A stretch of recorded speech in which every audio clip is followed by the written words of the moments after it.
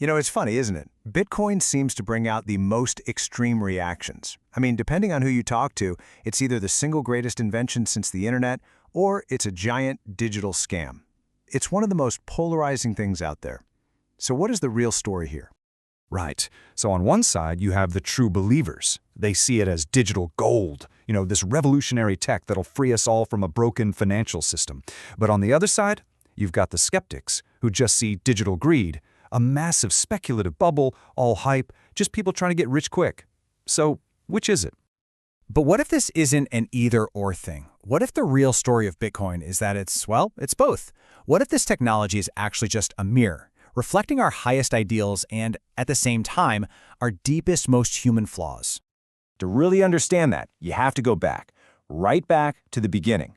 See, the story of Bitcoin doesn't start with Lambos and laser eyes. It starts as a rebel's code, an idea literally born from a moment of global crisis. Okay, so picture this. It's 2008. The entire global financial system is in an absolute terrifying freefall. Trust in banks, trust in governments, it's just gone, shattered. And then, right in the middle of all that chaos, in early 2009, this thing just appears. This white paper from an anonymous creator named Satoshi Nakamoto. And believe me, the timing here was absolutely everything.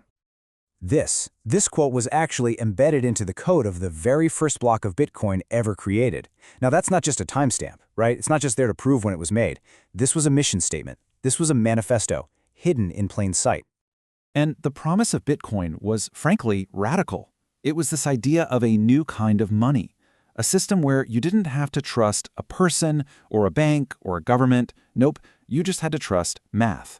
The whole point was to build something that no single person or institution could ever control or manipulate.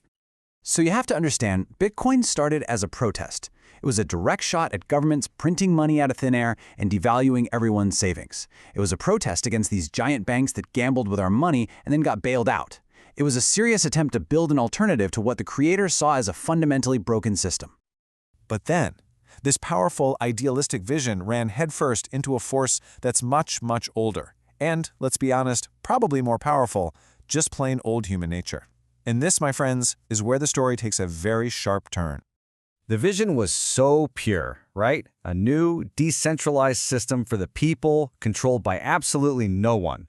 A real tool for financial empowerment. But the reality, well, to so many people, the reality became this. A world of obsessively, constantly refreshing price charts. That huge conversation about changing the world, it kind of boiled down to one simple question. When moon? All of a sudden, the price became the entire story. And just like that, what started out as this profound protest against the financial system, it became just another way to gamble inside of it. It went from being a statement to being a lottery ticket, a get-rich-quick scheme. And the irony is just, wow, the very things Bitcoin was designed to escape started creeping back in. Wild speculation took the place of steady adoption. You started hearing allegations of market manipulation all the time. And instead of creating some new, equal system, a ton of the wealth ended up with just a few early adopters. It's like the old system just found a new place to set up shop. Now, it is so easy to look at all of that and just call Bitcoin a failure. But what if that's the wrong way to look at it? Maybe what happened wasn't a failure of the tech at all. Maybe it was a powerful and kind of uncomfortable revelation about us. This is really the key question, isn't it? Did the code fail?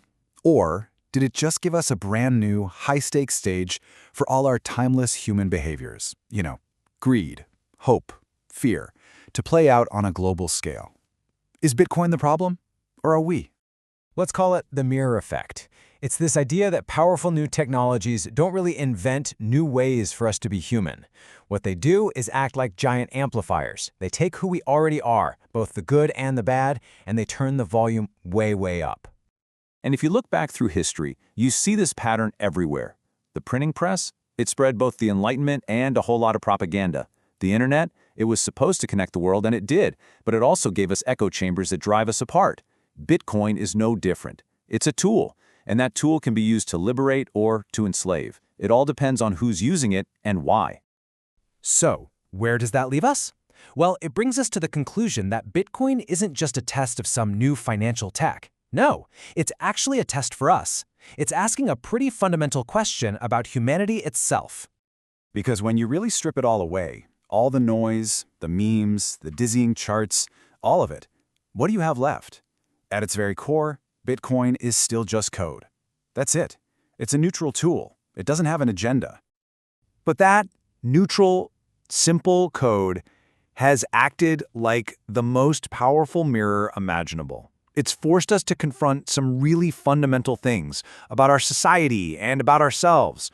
It shows us our incredible capacity for innovation, for sure, but it also reflects back our own greed, our own hype, our own desire for a shortcut. And yeah, looking at that reflection isn't always comfortable. So maybe we've been asking the wrong question this whole time. Maybe the question isn't, is Bitcoin good or bad? Maybe the real question, the one that's so much harder to answer, is this: can we, as people, ever evolve enough to be worthy of the powerful technologies we create?